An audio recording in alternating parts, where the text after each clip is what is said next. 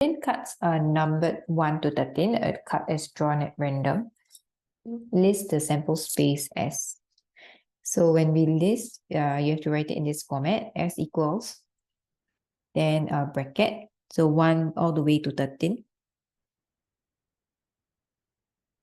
So for B, let F be the event that the number on the card selected is a factor of 13. List all the possible outcomes of this event. So if F is the event, and we want to list the outcomes, so we do the same way.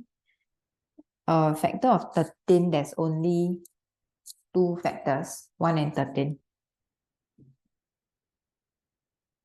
So the probability of that happening will be 2 numbers out of 13, so 2 over 13.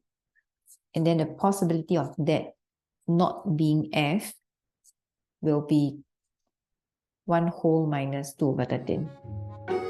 Okay, which is 11 over 13.